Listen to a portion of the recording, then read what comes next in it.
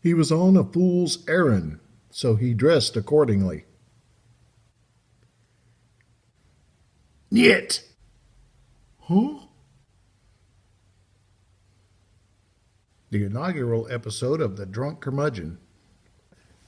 How will this be any different than when he's sober? I'm just happy to be here. Stop staring at me.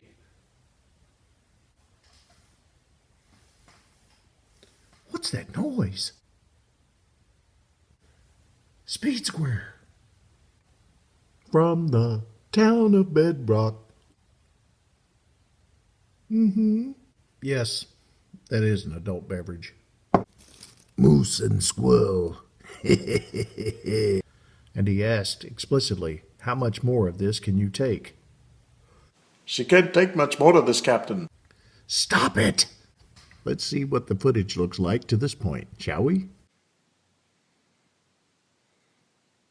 Take 20?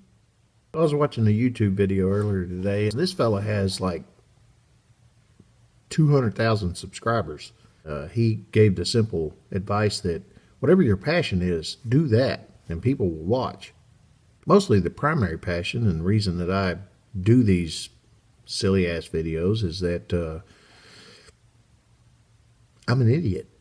For some reason, I like to share that with the general public. And seriously, technology like YouTube, a smartphone, or an iPad, you too can be a star. Or not.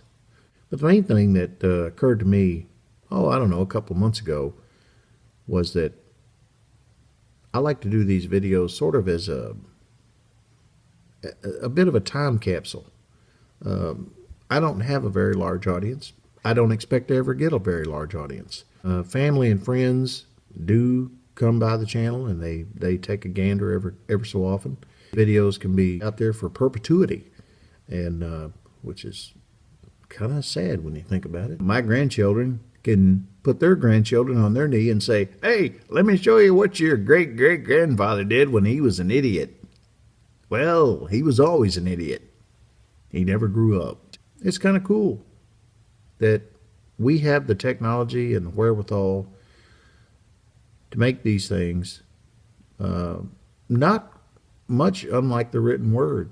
For years, people wrote things down, and we created a language and to communicate with one another. And once we were able to craft a pencil and put it to paper and write down thoughts or whatever in diaries or novels, then our progeny can look back and read what we were thinking at the time and what we had to say, or what our various influences might have been. And now with YouTube and the internet, and technology like devices like smartphones and whatnot, we can put down our thoughts or our frivolities, or get liquored up and come out here and just talk in front of a camera and see what happens. And 100 years from now, if these hard drives or these servers are still up and running, people can look at them and go, "Oh my God, really? Is that how bad it was in 2015? Yeah." I look at this format as a way to sort of give a certain amount of insight to your ancestors that we didn't have available to us in the past. And, it'd be kind of cool to think that 50 years from now, my great-grandchildren might be watching this and going, "That was my great-grandfather? Oh." Which kind of gets full circle back to, if we don't study history, then we're doomed to repeat it. So, kids, if you're watching this, don't do what I'm doing. Do something constructive. That's my advice. Because a day that you tarry is a day that you lose. Try not to imbibe too often, but when you do, Kentucky bourbon, that's a good choice.